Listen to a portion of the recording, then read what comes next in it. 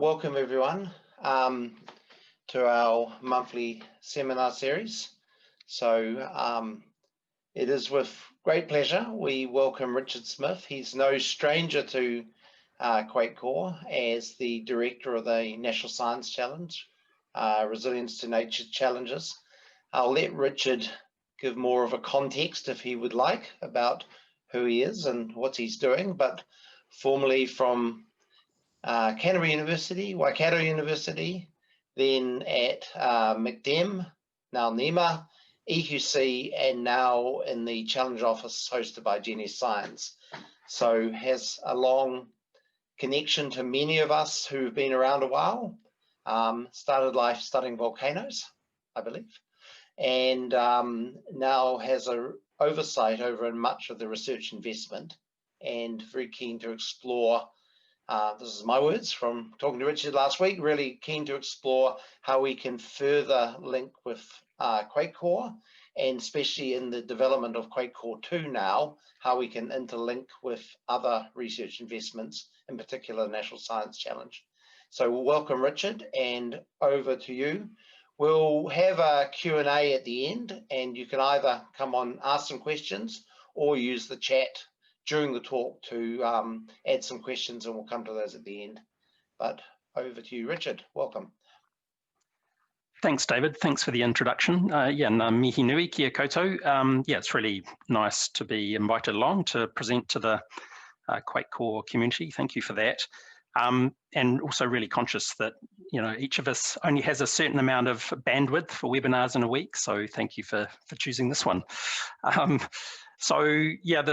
I think David's kind of covered my background and interests. I guess I've swirled in this space between research, policy and practice in relation to disaster resilience. So I've sort of moved, crossing boundaries is a bit of a theme in my life, I suppose. And that's the kind of the thing I want to explore today. And I think there's few opportunities for connections across the resilience research system. So in terms of what I'll try and cover today, all very relaxed. So if you've got any questions or chat you want to put in as we go through. Just a bit of context, I guess, around national science challenges. A lot of you will be very familiar with this, so I might sort of skim through that, but just to set the scene. And then some of the history and the context around the Resilience Challenge in particular, and a bit more detail about the work that we're doing currently in phase 2 that some of you are involved in. And then just kind of close it out with some random thoughts really around opportunities, challenges and issues, and ways in which we might work together, not just between the QuakeCoRE community and its partners, but also the Resilience Challenge and the wider system. So some general thoughts around research coordination and how we connect to make things easier for our research user partners. So the context around the National Science Challenges as a mechanism within the system goes back to sort of around 2013, 2014, when Stephen Joyce was the Minister of Science and Innovation. And I don't know if any of you can recall, but there was actually a public engagement process at the national level. There was a TV campaign, a series of events and roadshows which were about connecting science with the public. And out of that came sort of a set of issues, national challenges, in which science would coalesce and cluster to try and address these. And these are the 11 that emerged out of that process. All of them taking some time to evolve and develop, and the most recent one being the Building Better Homes, Towns and Cities. And there's a bit of a cluster in the kind of the health space, although notably not one around infectious diseases. Technology one, which is quite a large program, and then sort of this cluster in the environmental and urban space of which we are part. And in terms of the dynamic amongst these challenges, I guess the phase 1 has been characterised by, the challenges standing themselves up and trying to connect with their own communities. In phase 2, we're all now really conscious of the need to connect across these. So we're working really closely with Deep South and Better Homes, Towns and Cities in particular, but have some linkages across the others. So there's a list there of what MBIE define essentially as the objectives for national science challenges, why they've been created. And there are aspects here, I guess, which were certainly unique at the time and remain unique, but there is also crossover in the context of centres of research excellence and other research collaborations. The key thing being this clearly defined mission, and in our case, it's about natural hazards or disaster resilience. So it's very much about excellent science delivering impact, creating change. Another key principle is having Māori as equal partners at the table in terms of both decision making about what's being done and how it's being done, but also in connecting Te Ao Māori and mātauranga Māori view of the challenge. So that's both standalone work, kaupapa Māori research, as well as the bringing together, the weaving of mātauranga and Western science views for new insight. So it's a really exciting part of our program. There's a science excellence element in there, so there's still an expectation while we're doing mostly applied research that we're also pushing the boundaries of new knowledge, and all of that brought together through collaboration in a number of senses. So across institutions, so it's a broad church of membership in terms of the research organisations, including public and private, in collaboration across teams, so bringing various disciplines together, international and domestic. Big focus on that collaboration, that partnership also being with the users of the research. So you'll have heard the terms co-design and co-production, co-creation. So having those, the potential users of the research involved at the start to set direction and be involved all the way through in terms of creating outputs. And then over the top of all that, a public participation, as it's called by MBIE, elements of outreach, but really in reality, the focus on programs of science communication.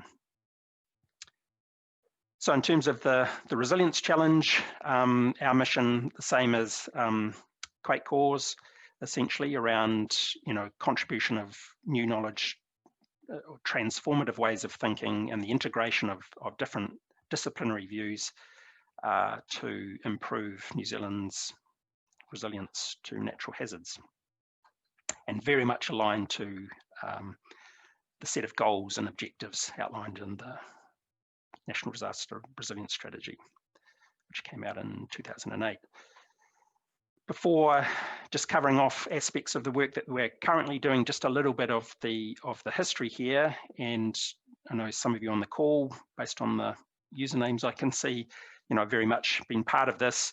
The history really goes back pre-National Science Challenge concept to the Natural Hazards Research Platform, which was at the time a experimental research mechanism established by what was then the Foundation of Research, Science and Technology, a predecessor of MBIE. And that was created, it came to fruition just before the Canterbury earthquakes, when it was sort of fully tested. But it was the concept of stable, relatively stable long-term funding in clearly defined multidisciplinary areas, working with the users of the research. So very much in keeping with the philosophy of what is now the science challenges. And it came about in response to a long period, a decade or more of shifting short-term investment in research science, and the risks that emerged out of that in terms of research capability from year to year being undermined. So it was very much a shift towards some stability in funding to enable research capability to be established. So actually the success of the platform as a collaborative mechanism to deliver useful science was a seed for the broader concept of the National Science Challenges. So stood up in parallel was the first phase of the Resilience National Science Challenge, which had a mix of research, I guess, which was broadly complementary to the work that was already underway in the Natural Hazards Research Platform. the science challenges were initially invested for 10 years from 2014, with this review at the midway point. And as part of that review, there was an expectation that the natural hazards platform concept would be essentially folded into phase 2, so the remaining, the next 5 years of activity. So that's what the right side of the slide shows there.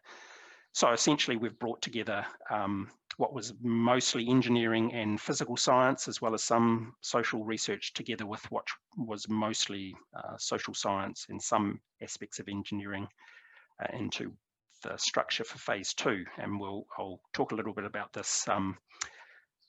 The shape of that program, the infinity symbol, was a bit of a subtle hint to the funders that we need continuity funding beyond 2024.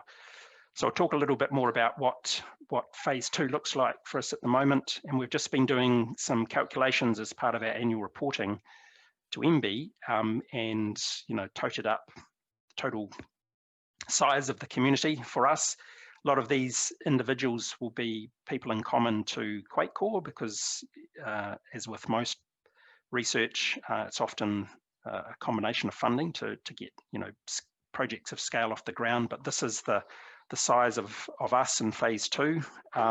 We've put a big focus on research capability in terms of students. So there's some really good alignment and opportunity that comes through partnership with QuakeCoRE in that regard. It's not an explicit mandate of the National Science Challenges in the way that it is with Centres of Research Excellence, but we've made that choice to invest in that way, and it's really it's paid dividends for us. It's creating some risks at the moment because we have been reliant on international students historically, but we're working our way through that at the moment. There's an opportunity in that as well, which is to extend the pipeline into masters and postdocs, which we're working our way through, as well as dealing with some offshore students. So we'll talk a bit about the programs, but the structure in phase 2 are 10 programs, and there's sort of between 3 and 5 major projects that sit within each of those. And for phase 2, we've expanded the number of partner organisations. So Manaaki Whenua and the University of Waikato have come on board as formal partners, and the others that you can see there. Those of you interested in funding aspects of this, so we've essentially doubled in size from phase 1 to phase 2. That reflects that integration with the natural hazards research platform in a sense, and funding confirmed through to the middle of 2024. Across those 10 programs, which we'll get to shortly, there's sort of a range between about 400K and a bit under 1 million per annum across those 10. So there's quite a range in scale. And we think there's probably about $36 million of other investment happening across the system, which is generally aligned in that resilience space. So that includes QuakeCoRE's funding, but a range of Endeavour programs that are underway, and also the science investment funding that the Crown Research Institutes make, so GNS and NIWA in particular in this case, but also Scion and Manaaki Whenua. So in terms of the programs, this is the structure, and I'll try and sort of touch on aspects of components of the research, just to sort of give it a bit of a flavour. Some of you might be familiar. Essentially, this program structure was landed on after some really strong feedback from stakeholders about what they wanted to see, the accessibility, I guess, and visibility of certain programs of research.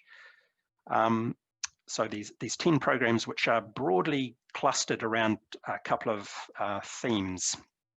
The ones down the bottom here, which have mostly more of that physical modelling, physical science aspect to them, but I'll talk a bit about the spectrum, the continuum of research that does actually occur inside each. So this theme being what we're calling multi-hazard risk. So it's largely about better understanding of the physical processes and our ability to quantify hazard and risk. Weather also includes wildfire. Earthquake and tsunami include aspects of landslide as well. And then this cluster, which we call resilience in practice or resilience in practice methodologies. And the spread that you see here, which includes the dedicated Mātauranga Māori program, Whanaki Te Kura, I Tāwhiti Nui is the name of the program, and also our engineering program, vertical and horizontal infrastructure, and a program in its own right, resilience in practice, focused on the social and economic dimensions of risk and decision making at the individual through to the organizational level. So some of these names here will be familiar to you. So we've got some crossover with QuakeCoRE in terms of individuals involved in the programs, which is really helpful as the sort of nodes, points, nexus points, which is really helpful. The multi-hazard risk programs. So we have co-leaders across each of the programs to spread the load, but a single sort of host organization, if you like. And in the RPM space, which includes the engineers, including Tim and Liam, who you'll be familiar with, and all the other names there, and David, of course, Deputy Director of QuakeCoRE as a co-leader of our urban program. So as I said, the themes broadly, they fell out of a combination of strategy development that occurred towards the end of phase 1 of the challenge in the lead up to sort of a substantial review by MBIE ahead of decision making around the next 5 years of funding. A strong push from a number of stakeholders in terms of improved national capability around quantification of hazard and risk, so the modelling side of things, drawing on new innovative science in that regard in terms of the multi-hazard dimensions, so coincident, cascading, consequential hazards in that context. So we'll touch on aspects of that in the next slide around some specific projects. And a strong desire amongst many stakeholders to see, recognisable packages of work such as urban, built environment, rural programs. So there are all sorts of, some of you might have been involved in that process, and there are all sorts of various ways in which we can package up and represent the work, but this is where we landed on. I guess the other point to note is in relation to, in serving aspirations around increased Māori participation and also Mātauranga Māori capability, in addition to Whanaki Te Kura, our standalone program, which has a strong kaupapa Māori research focus, Vision Mātauranga programs, which occur in each of the other 9 programs, so components of work in each of the 10. So just touching on kind of the headline descriptions of some of those projects, just to give you a flavour of the range of work that's going on. So yeah, in the multi-hazard risk, or the MRM program as it's sort of abbreviated to, a big focus on essentially the statistical approach to how we integrate and quantify different hazard types into truly multi-hazard impact models in terms of coincidence in space and time, and also cascading consequences. So there's a big case study which is kicking off, focused on Bay of Plenty, good connections with stakeholders there, and a whole range of hazard types, and close connection also with iwi Māori in the region, because there's an element of work there looking at Māori views and perceptions of risk. Part of that work involves extending the ability to model, estimate social and economic impacts of hazards in disaster context. So, the true cost, the true impact. So not just financial, economic costs, but also the social dimensions of loss in the community, and what that means for aspects of scenario development. In the coastal space, so a couple of programs which are looking at new methods for how we estimate change in the coastal environment, which we hope we can roll out as a tool which can be used by local authorities, looking at the interface between coastal change and inundation. We're not doing work on flooding further inland, but inundation in a coastal sense. And then adaptation. So within the sort of broadly described the two clusters, the two themes, as more physical science focused and more social science focused. In reality, each of the 10 programs has underpinning or more fundamental science through to application with research partners. So there are end-to-end elements in each of the 10. Some other examples there in the earthquake and tsunami space, some really exciting work in relation to a synthetic catalogue to assist with kind of forecasting future fault behaviour in New Zealand. It's made some good progress in the last 12 months, which is great. Other elements of work there in relation in the earthquake and tsunami program around modelling local source tsunami for New Zealand. And also earthquake and tsunami early warning systems. In the volcano program, there's a lot going on there, and I'll come to a slide sort of painting a picture of that across the North Island. We've focused on the cone volcanoes to be complementary to some other work that is underway through Endeavour and other programs. Focus on new forecasting tools and also modelling the physical aspects of the multi-hazard components of volcanic eruptions, and then also the application of that in terms of risk communication. In the resilience and practice space, some exciting work with central and local government around trialling essentially a wind tunnel for testing various policy choices. Economic aspects of how investment, making the extra cost investment for future cost avoidance, how we bring those incentives into various instruments in policy and practice. The Whanaki Te Kura program, really exciting elements there, 3 components of work, one which is looking at iwi and hapu assessment of their own hazards and risks, program looking at the application of that integrated Western and Te Ao Māori views for management of that risk, for decision making around resilience for Māori, by Māori, and then also a much broader component of work with a strongly kaupapa Māori based approach, looking at a broader view of what resilience really means, so a wider set of well-being and cultural measures in relation to what resilience really is for Māori. In the engineering space, so with Tim coming on board in phase 2, joining up with Liam, so we're bringing in the vertical infrastructure elements there in addition to the program of work that Liam had running around horizontal infrastructure, strong connections and linkages and leveraging of work with QuakeCoRE in that space, obviously.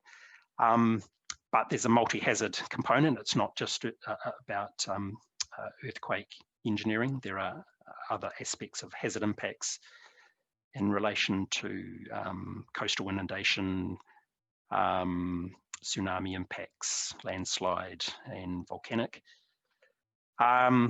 Risk communication, so there's a crossover theme, I guess, around across all our programs in terms of how risk is understood and communicated in various ways, especially in the context of deep uncertainty.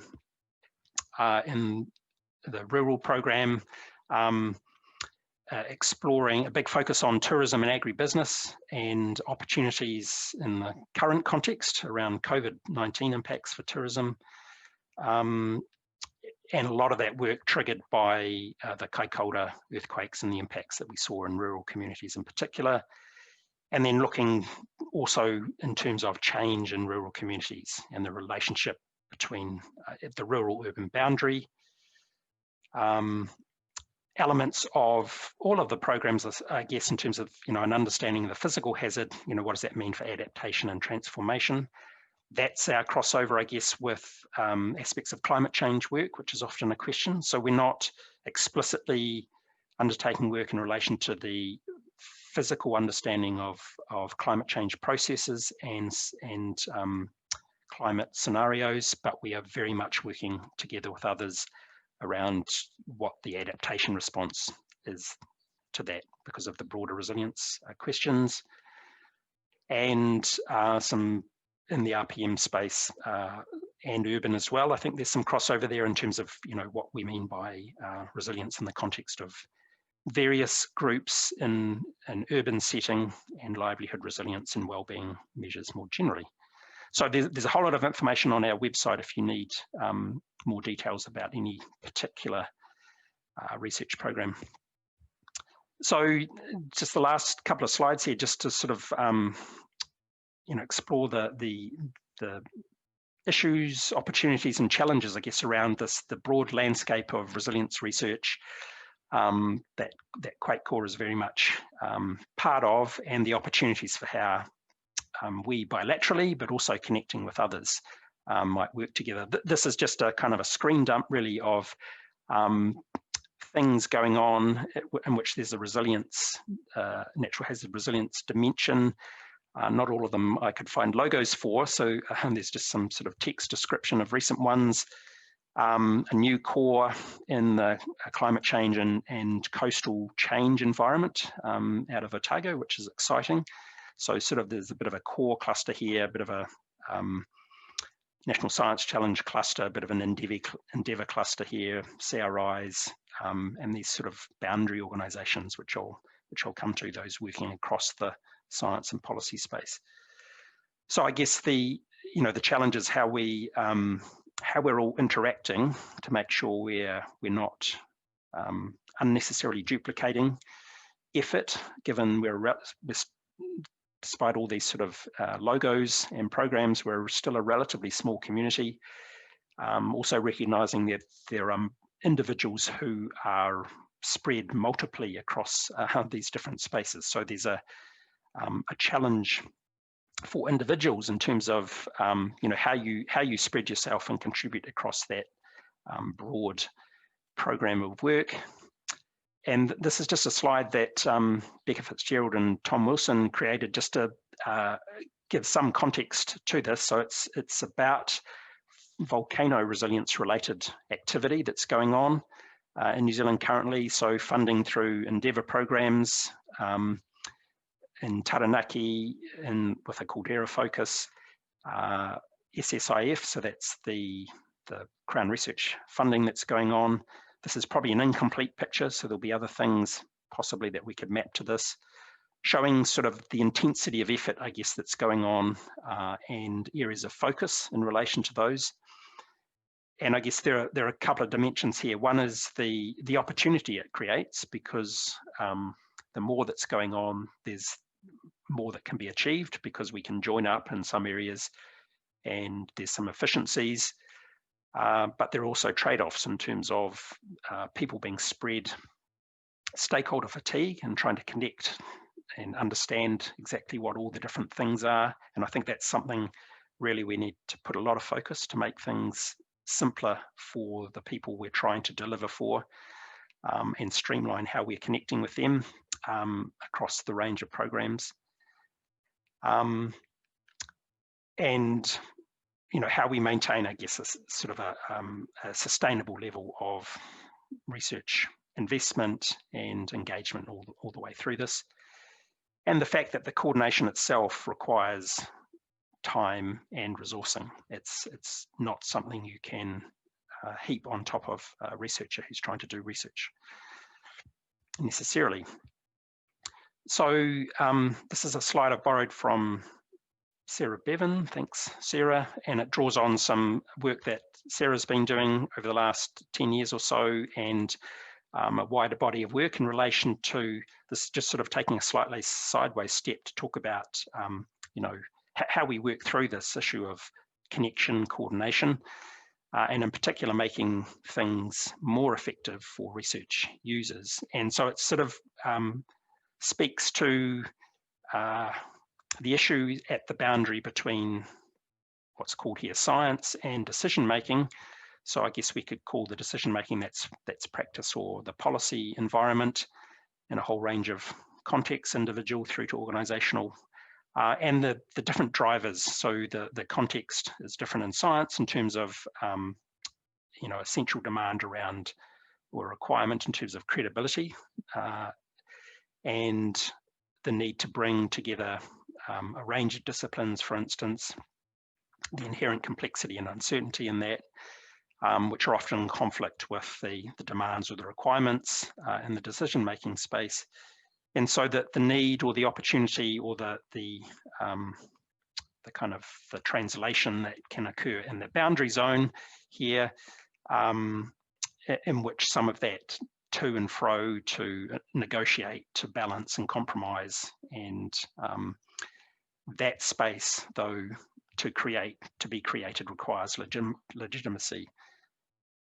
And one really effective example of this that most of you will be aware of is there are several examples, but AF8 is one particularly relevant for QuakeCoRE.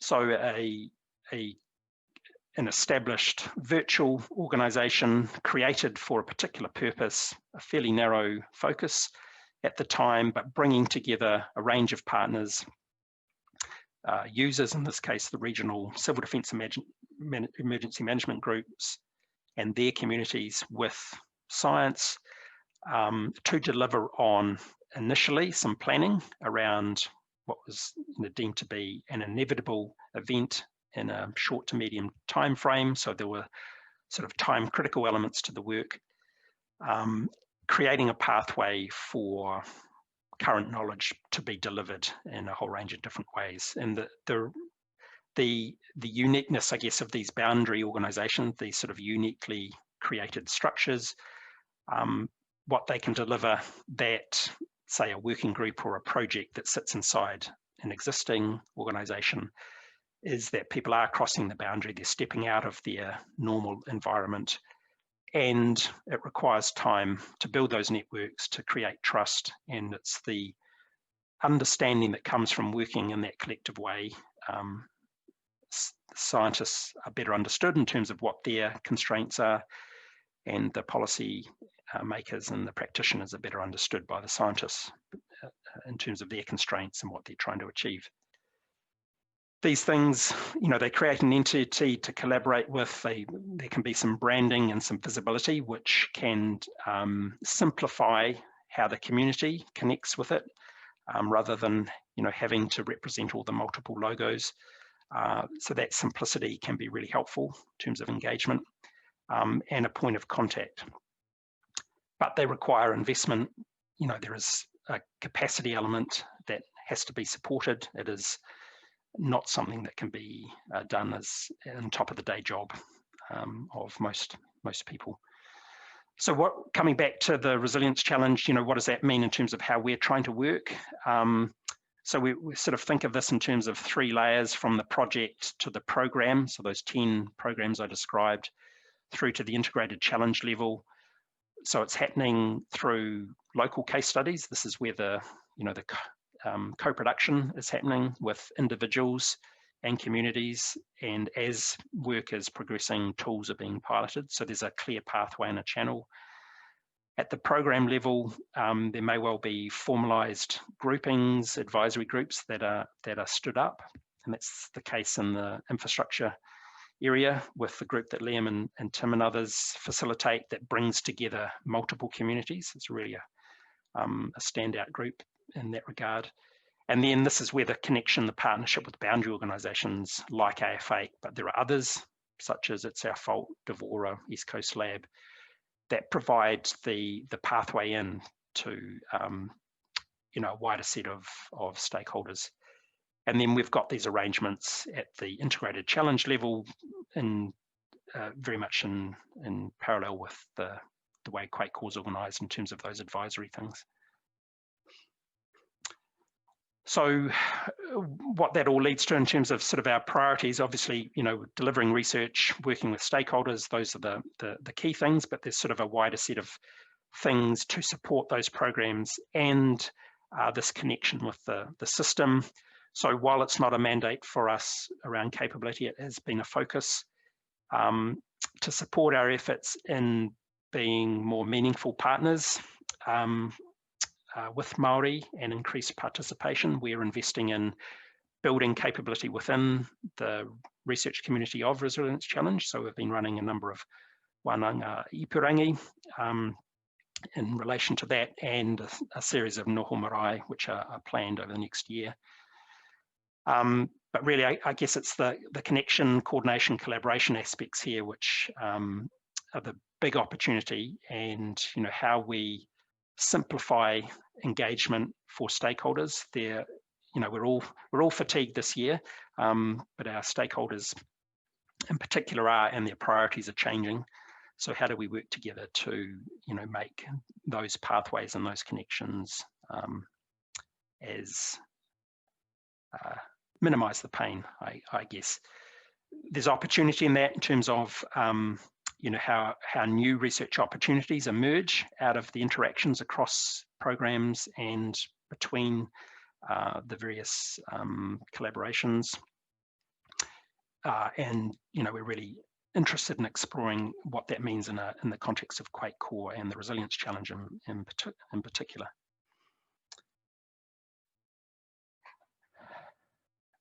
So yeah, just some sort of concluding thoughts, which I've sort of touched on here. But I guess there's a tendency to think of the National Science Challenges as one particular, occupying one part of a diagram of research types and duration or application, if you like, and which is distinct from the Centres of Research Excellence like QuakeCoRE.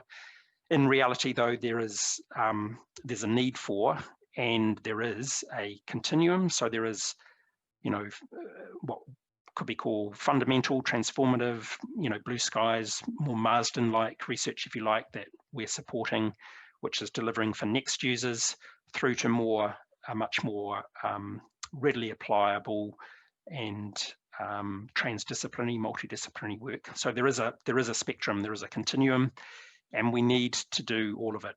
We can't just focus on one part of it. We've got to deliver along all of that. I guess bring it back to a comment earlier on in terms of the stability of funding, which enables this focus on building capability. So we're hopeful that the Science Challenge mechanism will continue in some form beyond 2024. There's a review which is kicking off next year-ish, which will look at this is by MBIE, to look at the policy instrument, how each challenge is delivered on its mission, and then what the new mix of challenges might be. So I expect there'll be some change, but there's an opportunity in that. The value of that stability is the relationships that develop and the trust and confidence across the system that emerges, and the chance to do more opportunity emerges out of those interactions. And I guess the other thing is recognizing that all of that, the value that comes from collaboration and coordination does require support. There are costs associated with working in that way. The benefits outweigh the costs, but we have to support individuals involved in creating those connections and those linkages, as well as doing their excellent research.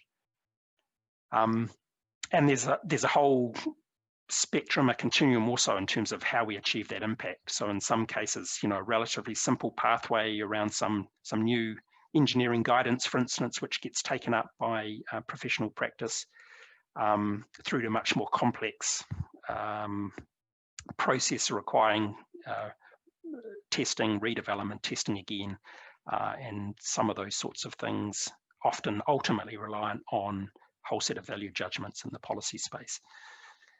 And then also recognizing that impact doesn't just happen, at that kind of whole of challenge level. It's happening cumulatively, from that project level. But we also need to bring things together at a range of scales as well, and that's part of the reason for having a integrated approach.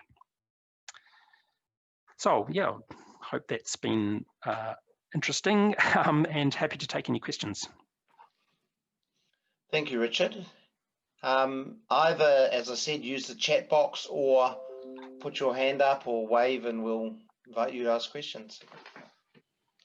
Morena, Richard, thanks for sharing that. I had two quick questions. In your early talk, you talked about Scion and Manaki Whenua, right? So I'm just curious where they fit in this new picture. And the second part is, I'm just curious about, on the eve of the review next year, I'm just curious, fast forward 2024, you've shown some examples of how to work.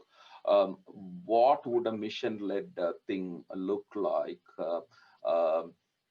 post 25, for instance? So because you might have known that the core is now an 8-year cycle, so that's long-term funding. So any ideas from anywhere else in the world regarding the resilience funding model? Any ideas? I know we cannot preempt what's going to happen in the science system, but just some thought process on that.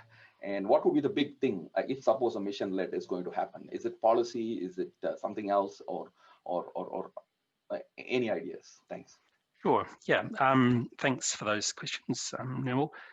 So yeah, in terms of Manaki Whenua and Scion, so Scion's interests are in terms of wildfire research. So they have their own research program in that regard, with particular focus on the kind of the physical aspects of initiation and spread. And that's wildfire, but also into the rural-urban boundary. So we have Scion researchers on the program. So wildfire is part, the weather program is actually weather and wildfire. It's not always on the label, unfortunately, which we need to update. So the aspect of that work in this challenge is about understanding community preparedness in the context of increasing wildfire threat, and in particular in the peri-urban, rural-urban boundary. So the kind of examples in Northland, in Wanaka, in Nelson, in the Port Hills, in Canterbury. So that's the Scion linkage. The Manaki Whenua is across a number of things, mostly in kind of the social and economic impacts and the socio-ecological perspectives on resilience. So that broader view of resilience and the interface between ecosystem services, rural communities, and natural hazard resilience. So the lead in that regard is Nick Craddock-Henry from Manaki Whenua. And they're also contributing to significantly to economic modelling. And in fact, parts of that team are now supporting Te Pūnaha Matatini in terms of bringing a social and economic lens to some of the COVID impact modelling that's happening. So in terms of the future, there'll be the policy review process has a couple of elements to it. MBIE's leading that. It will look at what the mechanism overall, so independent of the individual challenges, how does the science challenge funding work in the current system, and what might a future set of arrangements be, given that the funding landscape is evolving. Then a review of the individual challenges and what they've delivered. So yeah, we want to be well set up as QuakeCoRE was. It requires a whole lot of work and effort, but we really want to tell the story as effectively as possible in terms of the work we've been doing and what it's achieving. I think it's inevitable, without sort of preempting where these reviews get to, I think it's inevitable that the mix of science challenges will change. There's a lot of chatter about, the obvious gap around an infectious diseases one. I think there's probably, without sort of mentioning individual challenges, there's probably scope for some merging or integration of either whole elements or some sort of breaking apart and re-establishment of some different mix. I think that's a natural evolution. I think it's clear that there will clearly be disaster resilience is still a challenge for New Zealand globally. I think it'll be interesting to see what elements in relation to the global dimensions of something like COVID-19 mean for us locally. So I think there's a lens there that we need to fully explore. We're doing that in the Resilience Challenge in two contexts. One is, what are the lessons from natural hazards for recovery in a COVID-19 context? But equally, what are the lessons from the global dimensions and the specific local impacts we're experiencing now around COVID-19 for future natural hazard driven events? So I think, yeah, there's clearly something, there will still be needs. The specific research elements are going to evolve prior to 2024. I think there's an opportunity for thinking about how something like a core and a challenge work together in a particular space. Yeah, and how do we mutually support each other, given that we are, yeah, so clearly necessary to each other, I guess, to be successful. Thanks, Richard. So Richard, you will be at the QuakeCoRE meeting, I believe. So absolutely, yeah, it's my. I think so. From our side of it, we're very keen to, because of the cycle, we are beginning a new set of work. So we'd like to build off what National Science Challenge is doing, but equally our new work feeds into future National Science Challenge. So hopefully they are complementary and they build off each other. And I think it's really around looking at the total ecosystem, because you can actually there are lots of places you can put particular packages of work, and there's lots of combinations, and it's really up to us collectively to firstly make sure we maximize the benefit of the integration, but also we address true gaps where topics are not being covered. And sometimes that means sort of moving in certain directions, and often best done in a coordinated way. So welcome Absolutely. Your interaction in the future.